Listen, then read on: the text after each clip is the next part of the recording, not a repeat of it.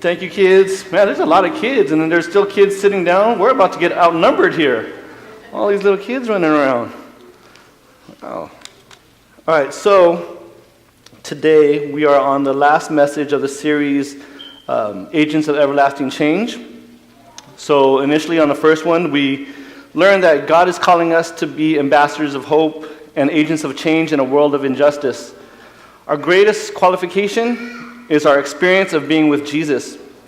We learned that Jesus makes us able and available, bold and beautiful, but we learned the importance of connecting through contextualization without compromising. And last time we learned that we need to find our Spain and go. We need to be driven to get out of our comfort zone and be drawn to go further beyond. We've seen how the Lord is calling us to compel people to come to the gospel feast. It is divine demonstration that gives power to our compelling invitation. Like Paul, fruitful ministry has roots in this self-sacrificing love. Today we're going to move on to the letter E in the ABCs of evangelism. The message is entitled, Emptied to Empathize. As world changers, we need the divine empathy of Christ in order to make a difference.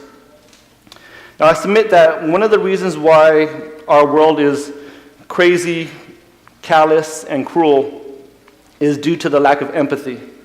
Empathy is one of the ways we demonstrate divinity. But what is empathy? The dictionary says empathy is the ability to understand and share the feelings of others. One person described in these words, empathy is about standing in someone else's shoes, feeling with their heart, seeing with their eyes. We will see that empathy is a divine characteristic, a characteristic we need in order to be ambassadors of hope and agents of change. We must be emptied of self in order to be filled with empathy for lost humanity. Now, Moses was one of the characters of the Bible that actually had this characteristic. And now the story of Moses takes us back to the time when Israel was in the bitter bondage of Egypt. The kingdom that had once offered an asylum for God's people during the famine would become a prison house of forced labor. Israel became the slaves to another man's will. Pharaoh would use them to build up massive monuments to his pagan deities. Freedom was a stranger that many of them never knew, and the taskmaster's whip was their only constant companion. They longed for liberation. With inexpressible yearning, they desired a free nation with liberty and justice for all. Like many of us today, that's what we search. That's why we come to the United States, for that freedom and justice. But generation after generation went to their grave. failing to see the answer to their prayers for deliverance. The light of hope was nearly extinguished by the taskmaster's whip. Heaven seemed so far away for these Jews suffering under Egypt's yoke. Many wondered, why is God indifferent to our pain? Does he not care? Has he forgotten us? Will we ever be free? And that's the question many say today is, if there really is a God, why is there so much suffering? Though heaven was silent, heaven surely was not deaf. Don't mistake the silence of heaven and think that that means that God is deaf. Heaven may be silent, but it is never deaf. God's ears are never heavy that he cannot hear in answer to their prayer. In answer to their prayer, the Lord came down to bring his people up. He raised up Moses to be the medium and merciful deliverance. But who was Moses? What was he like? In Acts chapter 7, verse 22, it says, "And Moses was learned in all the wisdom of the Egyptians, and was mighty in words and in deeds." Moses was ably trained in military combat. Most of us, when we read the Bible or we see the cartoons or other shows that depict Moses, we just see him as really the messenger. But Moses was a man of war. Thoroughly instructed and educated in the customs, religion, and philosophies of Egypt. He was backed by the resources of the Egyptian treasury, destined to the throne of privilege and power. In the world's eyes, he was great. But with all of these, he was unready to lead Israel from slavery into salvation. He was too full of his own self-sufficiency and self-dependence. Now, verses 23 to 25 says, "And when he was full 40 years old, it came into his heart to visit his brethren, the children of Israel. And seeing one of them suffer wrong, he defended him and avenged him that was oppressed, and smote the Egyptian. For he supposed his brethren would have understood how that God by his hand would deliver them, but they understood not. Moses visited, saw, sympathized, and took matters into his own hand. Moses felt like he could deliver Israel by himself, that he would fulfill God's promise by his own power, by his own hand. Moses misunderstood the methods of the master. Moses felt himself ready to lead the people of God into the promised land, but to try to lead people into the promised land by our own power is impossible. Friends, we don't have the power to get there ourselves, much less bring people with us. Only God is strong enough to do that. Moses needed to be emptied of self-sufficiency. Thus God brought him into the wilderness to learn these lessons. Moses had to see God, not as an employed hireling, driving the flock by force, but rather as a gentle shepherd leading the flock with love. He had to enter into the mind of the master shepherd to understand God's ways. His problem was that he sympathized, but he did not empathize with Israel. He was still an outward spectator of their pain. In order to successfully lead them, he needed to become an active participant. More than human sympathy, he needed divine empathy. Only then would he be ready to be used by God as Israel's emancipator. So for the next 40 years, God taught him to see through his eyes and lead with his heart. Moses was emptied of self in order to be filled with empathy for others. Now Moses, he lived to be 120 years old.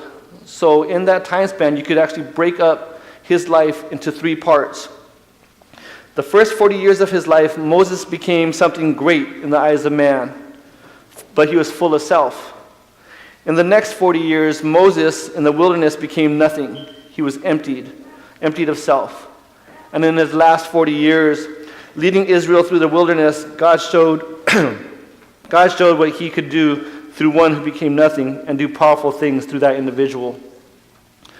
There is so much we can learn from the story of Moses. Moses was a powerful world changer because he was emptied of self and filled with empathy for others. His life is a type of Christ, a little glimpse of Jesus. Notice what Moses said about the Messiah in Deuteronomy 18:15. says, "The Lord thy God will raise up unto thee a prophet from the midst of thee, of thy brethren, like unto me. Unto him ye shall hearken." Now, in describing the mission of the Messiah, Moses says that God is going to raise up a prophet and one who will speak for God, and he will come from the midst of you and be similar to me. That's what Jesus was, wrapping his divinity in our humanity. The mystery of the incarnation is the divinity entered into the experience of humanity, so that humanity could enter into the experience of divinity. In a similar way, the Bible says when Jesus became flesh, he emptied himself. In Philippians chapter 2, verse 7 through 8, it says, "But made himself of no reputation, and took upon him the form of a servant, and was made in the likeness of men.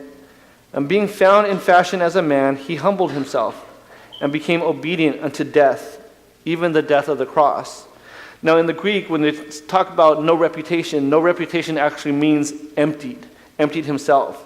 So Jesus was emptied. He was then filled with sorrows and pain, just like all that we go through. Now in Hebrews chapter 4, verse 15, it says, "For we have not a high priest which cannot be touched with the feeling of our infirmities, but was in all points tempted like as we are, yet without sin. We have a Savior, a God in heaven who understands our pain. He sees our sorrow, he hears our cry. More than just sympathizing with us, he empathizes with us. He is the empathetic Christ." When Jesus came to resurrect Lazarus from the tomb of death, he knew that Lazarus was sleeping. He knew that he was about to call forth Lazarus from the grave. But despite knowing this, the Bible tells us that Jesus wept. But why? Why is Jesus weeping if he already knew that Lazarus was only sleeping? Now, Jesus wasn't weeping for the dead. He was weeping for the living, because he saw the pain on their faces. He heard the grievous mourning and bitter cries. He knew what they felt. He entered into the experience of another, and their pain pierced his heart with unbearable sorrow. A sorrow that caused his eyes to open up and a fountain of tears began to flow. When we hurt, he hurts. When we weep, he weeps. When we cry, he cries. When we sorrow, he feels it to the depths of his being. Others may not know what you are going through, but Jesus knows. Now, last Friday, not yesterday, I go to Rolling Hills Covenant Church Friday nights every so often. They have what's called Celebrate Recovery. This is for individuals who are recovering from chemical abuse, from gambling addiction, from sexual abuse, adultery, anger issues, you name it. All of these people are in this one place. And there was a speaker last week, and he was talking about something similar to this, and I entitled it, "Jesus Was." And for those of us here who have gone through these things, just this alone will tell you that we are not alone. So the speaker was asking questions, not for people to raise their hand, but just for people to kind of absorb for themselves. And one of the questions was, have you been abandoned? Jesus was. Have you been beaten? Jesus was. Have you been mocked? Jesus was. Have you been betrayed? Jesus was.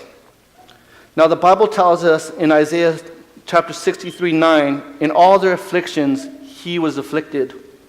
And also in Zechariah chapter 2:8, he that touches you touches the apple of his eye. Jesus takes our pain personal. And so if you've lost a loved one to cancer and your life is incomplete without them, if your children have died in a terrible accident and you're wondering why, if you're a single parent struggling to raise your kids and you're plagued with loneliness, if your spouse has left you, your fiance walked out on you, your children disrespect you, your parents abuse you, friends are talking about you, and you feel all alone, just rest in the reality that God sees your sorrow, hears your cry, and knows your pain. He is the God that turns sorrows into sweet joy. Weeping may endure for a night, but joy comes in the morning. He is the empathetic Christ. And because of that, when we know that he knows, in the next verse, Hebrews 4:16 says, "Let us therefore come boldly unto the throne of grace, that we may obtain mercy and find grace to help in time of need."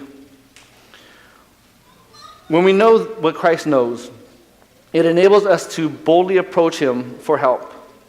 When we understand that Christ understands, that he understands us, he understands our pain, he becomes approachable to us. We will not hesitate to approach him. But the problem that many Christians have is that we are unapproachable to the world. The church is accused of being unrelatable, irrelevant, and hypocritical, also fake. The world does not come to us for help because they feel judged by us. One of our mistakes is that we are not vulnerable with our own struggles. When we become judgmental over the struggles of others, and so the world thinks that, man, this church, they just don't understand.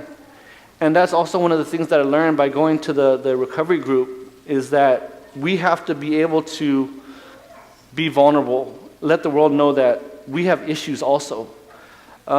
Initially, when I went to the recovery group, it's to support one of my friends. And so we went to the general group where everybody who has, issues goes instead of like specific issues. And so they went around the circle just to say, okay, what are you here for? And just go ahead and just release whatever issues you may have, to the group. And I was sitting there thinking to myself, well, I'm just here to support my friend. But as everybody's talking, I'm thinking to myself, man, I got issues. So when it was my turn, I got up and I shared with them my issue. My issue happens to be anger. You guys may not see that, but, my family does. And it's really because a lot of us feel that, the way we treat our friends and our coworkers, we treat them with a different kind of respect than the way we treat our loved ones. And it's because our loved ones, we feel that they're always going to be there regardless of what we do. So we tend to not treat them better than the people outside of our families. And then Marcus Aurelius said, whenever you are about to find fault with someone, ask yourself the following question: what fault of mine most nearly resembles the one I am about to criticize? We need the empathy of Christ. This should not cause us to sugarcoat the truth. Now, you guys all know that I am not one for sugarcoating. I tell it like it is, regardless of hurting someone's feeling or not. I just tell it like it is. And sometimes it's good, sometimes it's bad. But again, if we go back to being bold and beautiful, we need to be able to tell it like it is, but in a beautiful way. So this shouldn't stop us from calling sin by its name. It should cause us to do it with tears in our voice and compassion in our eyes, with the attitude by saying, but for the grace of God, there go. Recognizing that we aren't any different. We need the divine empathy. We have to sigh and cry over the abominations that are taking place all over the world. That's one of the characteristics of those who are sealed in the last days. We need to pray, Lord, break my heart for the things that break yours. We must have empathy for others, but we also need to have empathy for the heart of God. To enter into God's pain, to put ourselves into God's shoes. At the end of the day, we need to ask God, how was your day? And recognize that the Lord carries the burdens of humanity and all the struggles he feels in his own flesh. When we can learn to see people through God's eyes and feel people with God's heart, then you're going to respond with, Lord, what can I do to ease your pain? Can I help you carry the cross today? When we have this divine empathy, it will compel us to do more for others. It will silence every critical word of judgment of others from escaping our lips. It will awaken holy compassion in our hearts for those who are hurting. It will develop divine patience with the stubborn and the sinful. It will cause grace and mercy to flow from our hearts to those who wronged us. It will save us from spiritual pride and self-righteousness. It will create Christ-like humility within us. It will make us encouragers and intercessors instead of accusers and prosecutors. It will give us power to preach the straight message, but with tears in our voice. This divine empathy is what makes us like Jesus. The more we are like Jesus, the more the world will be drawn to the Jesus that's living inside of us and speaking through us. Now, I want to be like Jesus. I want the spirit of the empathizing Christ in my life. If that's your prayer, I ask you to just look inside yourself and just pray it and just ask God to give you that empathy that Christ has for us. Because that's what makes us world changers. We must be emptied in order to empathize. So one of the things I've gone through and I've looked at was, I've asked myself, do I know, and this could go for any of you too, do you know somebody that you've looked up to? Someone who's inspired you, somebody who's encouraged you, someone who actually brought you to Jesus, but then they themselves fell into the devil's arms. They fell into this downward spiral, fell into where you were prior to accepting Jesus Christ in your life. But now the roles are reversed. We are now in the role of reminding this person that we are more than the sums of our past mistakes. That even though we have gone to the pig's food, there's still room at the Father's table, blessings, even for the prodigal son or prodigal daughter. We need to share how Christ would take us no matter how far we've gone, that his mercy endures forever. God will not only forgive, but he will also restore the years that the locusts have taken from us. In Micah chapter 7, verse 8 says, "Rejoice not against me, O mine enemy. When I fall, I shall rise. When I sit in darkness, the Lord shall be a light unto me." Sometimes there are people who we write off as a hopeless cause, because we try to help them time after time again, but we've at some point decided that we just give up and consider them hopeless. But God looks at people differently than we do. He sees us not for who we are, but for who we can become. He hears the cry of our hearts more than the cursing of our lips. His hand is not short that it cannot save, nor his ears heavy that he cannot hear. Jesus can save from the guttermost to the uttermost. Love came down to lift us up. And so, with the eyes of Jesus, let us look at others as he looks at us. With the ears of Jesus, listen to others as he listens to us. With the feet of Jesus, pursue others as he has pursued us. With the hands of Jesus, to bless those like he has blessed us. With the mouth of Jesus, to speak to those as he has spoken to us. And with the heart of Christ, to love those as Jesus has loved us. I want the spirit of the empathizing Christ in my life. I want Christ in my life. And I want Christ to be in each of our lives here. Now, if you want to be emptied of self and filled with empathy of Christ for others, to be an ambassador for Christ, to be this agent of everlasting change, that right there will be my prayer for each of us. God bless.